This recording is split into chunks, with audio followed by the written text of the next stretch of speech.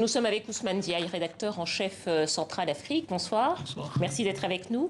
Alors, la suspension des opérations conjointes entre la France et le Mali, concrètement, ça veut dire quoi et qu'est-ce que ça implique?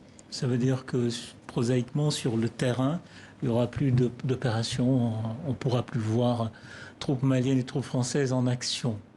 Ce que ça implique, c'est là où c'est encore plus important, c'est-à-dire ça implique que l'alliance même est remise en cause, parce que c'est une décision unilatérale de la France, quoi qu'on puisse dire, donc un des alliés.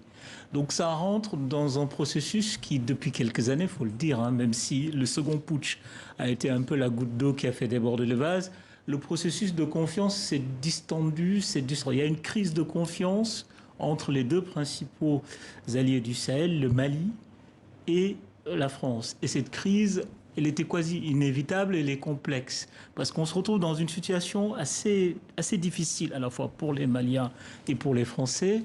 Au départ, l'opération française, c'est une opération de lutte contre le terrorisme, comme on a connu aux États-Unis, avec l'Afghanistan, etc. Et cette opération s'est muée en une sorte de la France défend, en tout cas la France veille à défendre l'intégrité territoriale du Mali. C'est-à-dire la mission régalienne de l'armée malienne qui est de défendre le territoire national a été délaissée par les militaires maliens qui sont totalement impliqués dans le jeu politique et les Français se sont retrouvés, plus ou moins avec les Tchadiens, à se retrouver avec un des attributs quand même de souveraineté du Mali. Justement, la négociation avec les djihadistes est une des lignes rouges et la ligne rouge, notamment pour la France. Est-ce que cette ligne pourrait être franchie avec la junte au pouvoir? Est-ce que la junte au pouvoir pourrait décider de négocier avec les Maliens, avec les djihadistes, s'il n'y a plus de lutte anti-djihadiste? En réalité, malgré les cris d'orfraie et les remontades de la France, le Mali a largement franchi la ligne.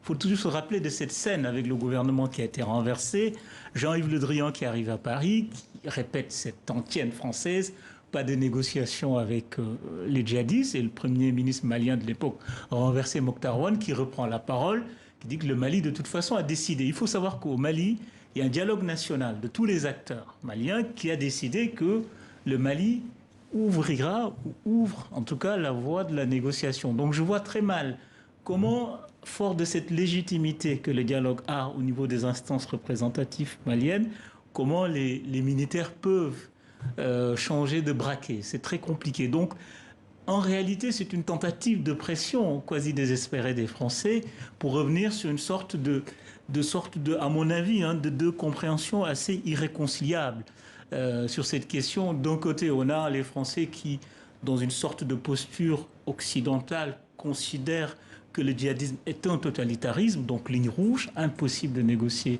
avec les djihadistes. Et puis au Mali, ou en tout cas au Sahel de façon plus large, où ils disent grosso modo, c'est des Maliens comme nous qui sont égarés, donc au nom de l'inclusion, au nom de la réconciliation nationale, c'est possible. Il faut dire que le Mali n'est pas le seul pays qui est sur la ligne, parce que la Mauritanie, plus ou moins, est pour une négociation des djihadistes. Donc la France risque paradoxalement de se retrouver très isolée dans le cadre de l'Alliance Sahel, parce qu'au fond, il est le seul pays qui a cette ligne rouge de non-négociation avec les djihadistes. Peut-être encore une question, Ousmane, concrètement. Est-ce que si on arrête les opérations conjointes, est-ce que ça veut dire que c'est la fin de l'opération Barkhane? Paradoxalement, non, parce que là, on va se retrouver dans une situation qui, à mon avis, est quasi, en tout cas rare ou quasi inédit dans la géopolitique mondiale contemporaine. C'est-à-dire, on est au Mali, État indépendant. Donc la France décide de ne plus travailler avec l'armée. Mais sur le sol malien, l'armée française travaille avec les troupes tchadiennes pour faire une guerre, travaille avec les troupes de l'ONU. On est dans une zone rouge où même du point de vue du droit international, c'est très compliqué. C'est-à-dire, on a des troupes étrangères qui opèrent dans un État souverain indépendant sans vouloir collaborer avec l'armée souveraine de cet État. On est dans une sorte de situation qui, de toute façon, va être intenable. Bon, les autorités françaises ont pris le soin d'insister, de dire que c'est provisoire, mais là, on ouvre une sorte de no man's land, même du point de vue du droit international et du point de vue de la souveraineté du Mali, très dangereuse. Ousmane Diaye, rédacteur en chef Central Afrique de TV5 Monde. Merci à vous.